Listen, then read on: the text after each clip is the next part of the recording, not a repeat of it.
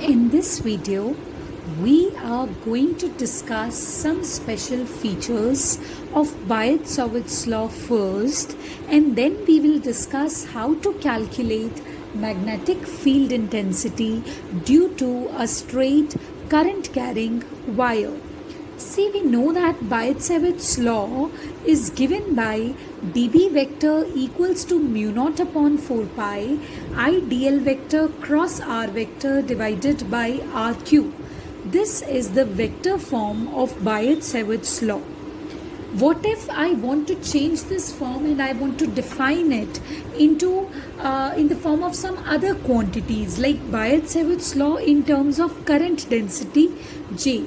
I know that current density equals to current upon area. So if I'll multiply and divide with dl, I can find out the value of IDL. So IDL will remain as it is. ADL, area multiplied by length. We know that when area of cross section is multiplied by length, we get volume. So ADL will contribute to dV, where V stands for volume. So what is the value? J is coming out equal to be equal to IDL upon dV. J equals to IDL upon dV. So if you keep IDL here and take dV there, so IDL will be equal to J dV. So I can substitute the value over here. How? dB vector as it is, mu naught upon 4 pi as it is. In place of IDL vector, I can write J vector into dV. dV is scalar, volume is scalar, but current density is vector. So J vector as it is, cross, R vector, and then dV divided by RQ. So this is how we write Biot-Savart's law in terms of current density J. Next is Biot-Savart's law in terms of the charge and its velocity. Now we know that ideal vector can be written as charge per unit time multiplied by dl vector. Now dl vector by dt, displacement per unit time, is nothing but velocity. So we can write it as q times v vector. So in place of ideal vector, I'll simply write qv vector. qv vector cross r vector divided by rq. So this is how you write Biot-Savart's law in terms of the charge and its velocity, right? So now we are going to proceed further. What are more features of Biot-Savart's law? Biot-Savart's law is applied to symmetrical current distributions. Like if you have a symmetry in current distributions, only then it can be applied. And moreover, we know that dB vector equals to mu naught upon 4 pi I dl vector cross r vector divided by rq. So dB vector is dependent on the cross product of dl vector and r vector.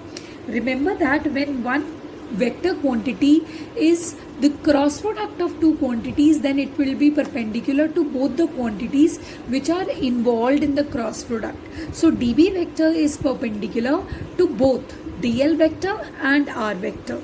Next is if theta is equals to 0 degree or 180 degree. Now theta is that angle which dl vector makes with r vector, and r vector वो position vector है जिस point पर आप magnetic field find out करना चाहते हो.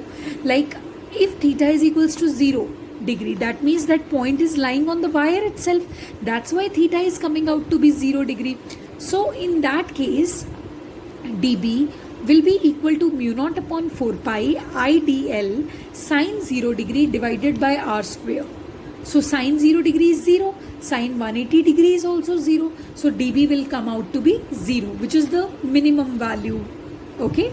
So when we are finding out the magnetic field intensity due to this current carrying wire on some point which is lying on the wire itself, then we will eventually come to know that the magnetic field intensity is 0 if we are finding it on any point on the wire itself, right? Now if you want to find out maximum magnetic field intensity, theta has to be equal to 90 degree, because the value of sine 90 degree is maximum, which is equal to +1. Okay, so in that way, if this is your Biot-Savart's law, so what you do, you need to have 90-degree angle between dl vector. dl vector होता है current element और r vector होता है the distance of separation of wire and the point P where you are finding magnetic field intensity. So the angle between them is 90 degree. If it is 90 degree, then what do we see? We see that magnetic field intensity comes out to be maximum. Okay, so this is how we study the special cases.